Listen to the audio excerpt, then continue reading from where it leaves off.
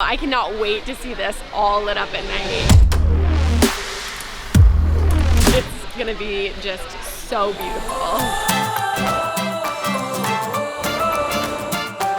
Today we're lighting things up with Christmas lights. Jessica, one of the best part of the holidays is tradition. And one of my family traditions have been to go to ZooLights. I won't stop trying until I can beat Disney. Oh, yes. Today we are experiencing ZooLights. What it takes to create and put on a huge holiday light show. We knew we were gonna shoot ZooLights at night, but we got there a little bit earlier just so we could see the animals. I've never been that close to a giraffe before. I loved it. This is the lion habitat. There he is, resting.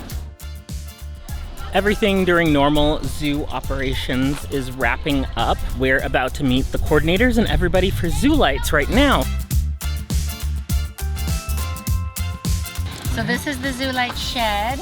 We're in the workshop for ZooLights creating our own piece, our own work of ZooLights art. Justin has been working at the zoo for about 7 years now, and he's been the supervisor there for the past 5 years. But people would think that I'm tired of Christmas music, and I'm not. I actually turned off Christmas music right before you guys got in. Really? Oh, I love that. So how we do this, we come up with an animal design and stuff like that, and then we tape soapstone. It's like chalk, only a little more durable. We'll do, let's see if we do just a squiggly Christmas tree. Then we go over and you grab your pencil rod. The pencil rod is really the core of each and every figure. If you have some basic construction skills, you could do this. You just pick any random length, really kind of eyeballed what your picture was, and now push it on down. There we go. Cuts through like butter. That Okay. was scary easy. Like Bob Ross said, sometimes you have happy little accidents.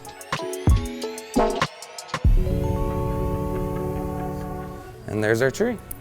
Done. Easy. Then we just have to weld it together.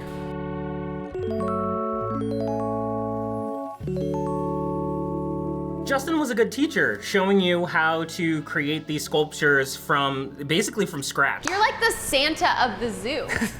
See, when I thought of ZooLights, I thought it was just gonna be zoo animals, but that's not the case. There's a lot of insects, a lot of dinosaurs, and pretty much anything that they can come up with in their imagination.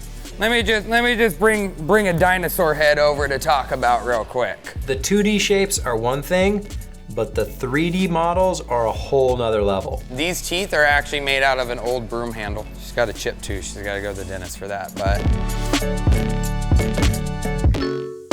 There are over 2 million light bulbs in this park. They have over 50 miles of string lights that they use just for the trees. That's crazy. You have to go around the park and manually turn on everything. all the lights. Yep. Justin has converted the entire operation to LED. These look like the traditional These are more Christmas lights you're used to. These are more your traditional ones. They're M5s is what we call them. And then we have what are conicals or 5mm's. They're all still the same light. This is basically just what's inside this little shell. I just prefer these because I think they're brighter. It's so amazing how much you do with just stuff you can get from the hardware store.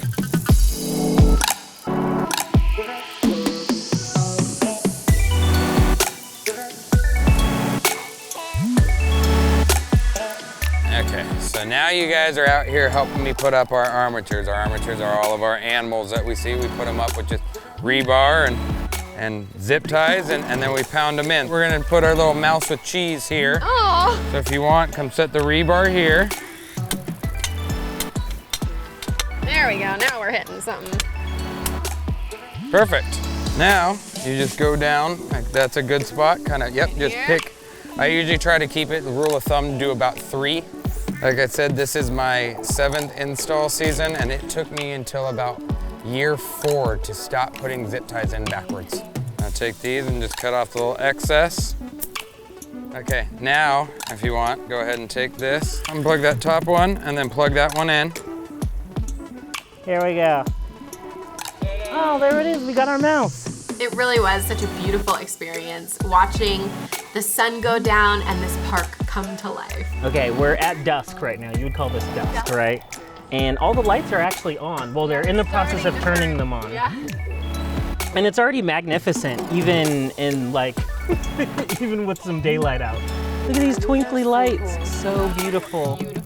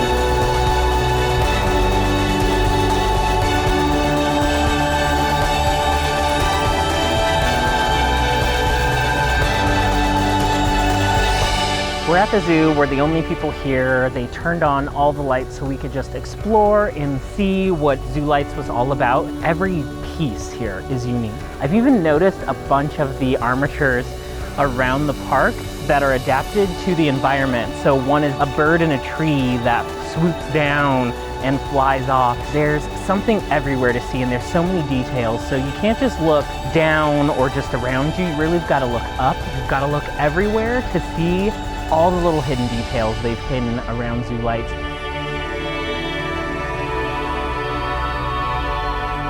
I am in awe watching this whole scene come to life as it's gotten dark here. What I love is it's just such simple materials. You can make something like this at home that's custom, really cool, that is beautiful once it's all lit up.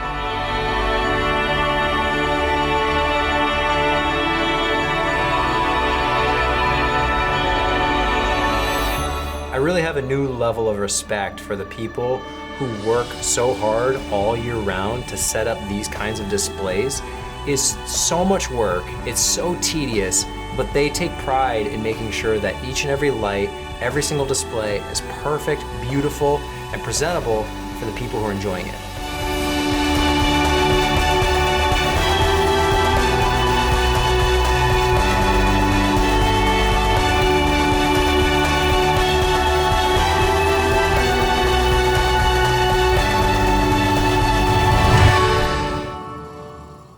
ZooLights is the perfect family-friendly experience. And if you're looking for more family-friendly fun, we went and checked out Agritainment, which is this new way of exploring farm life. So check that out in the video over here.